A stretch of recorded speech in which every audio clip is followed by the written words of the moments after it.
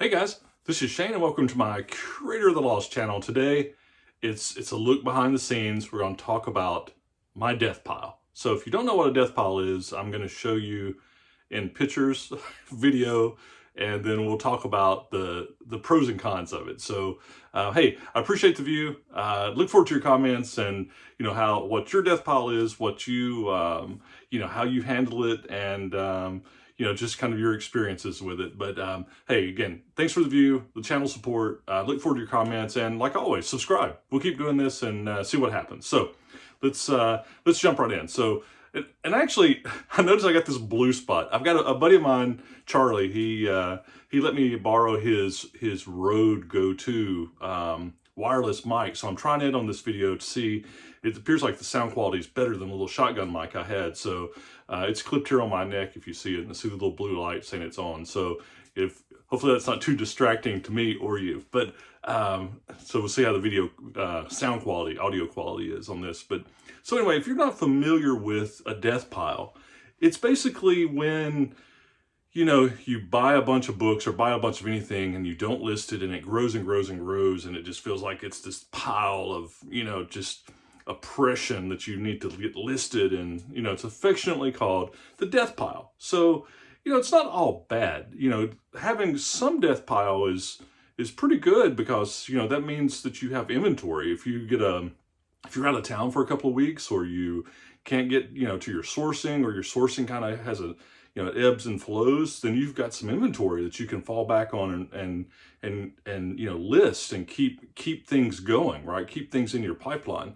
But the downside of the death pile they're numerous. The most dangerous part of a death pile is that you can fall into the habit of buying but never selling, right?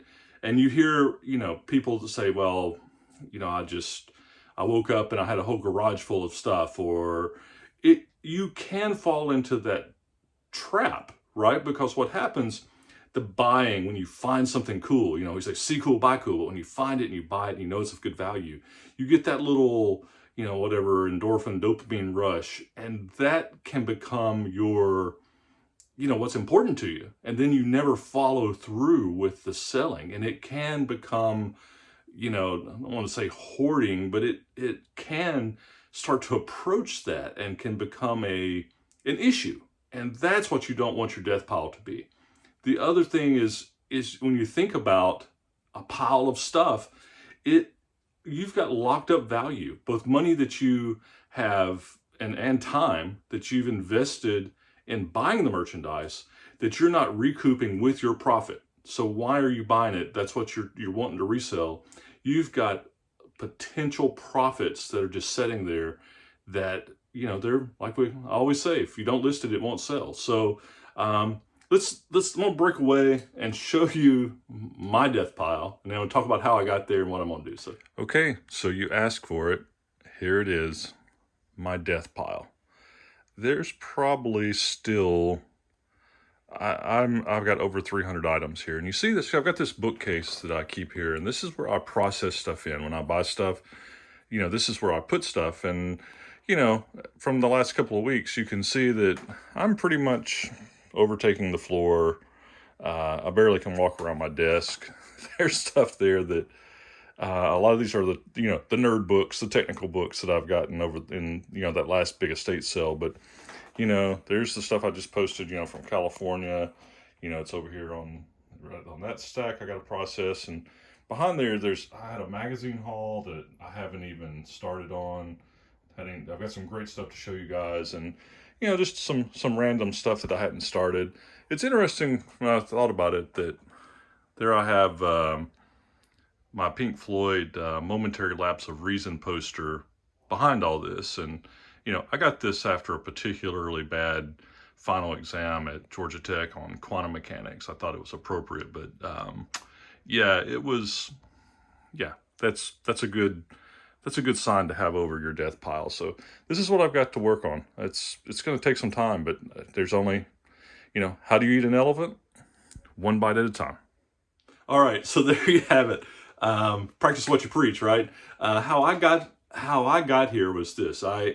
I had my regular shelf there, you know, under my Pink Floyd poster, that I had stuff that I was working through, you know, both to video and show you guys what I found, to list some things, granted, that probably should have been processed sooner, but that was kind of a normal thing. Wasn't too bad. You know, the normal seller, you know, kind of, oh, I need to list, I'm behind, you know, just normal stuff, right?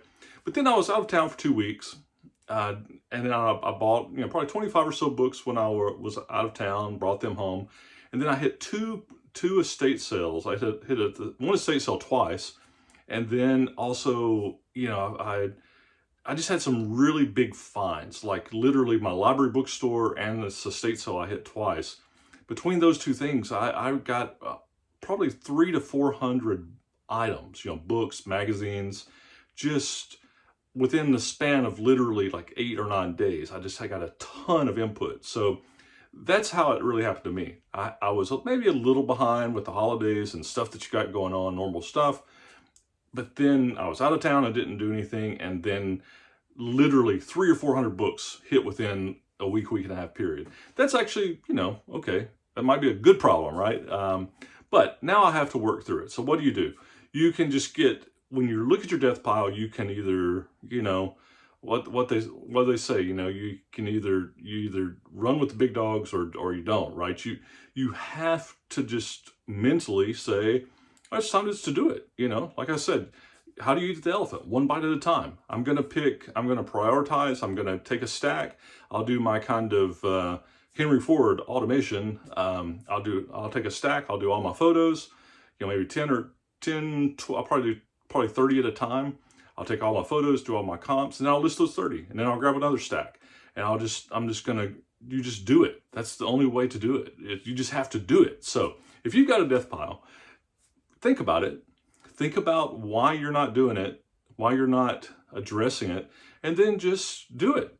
5 a day, 10 a day, 20 a day, whatever it takes. So anyway, it's a look behind the scenes, what the death pile is, what I'm working through, and hopefully you don't have one bigger than mine right now. If you've got a death pile bigger than mine, you really need to list. Or here's the worst case.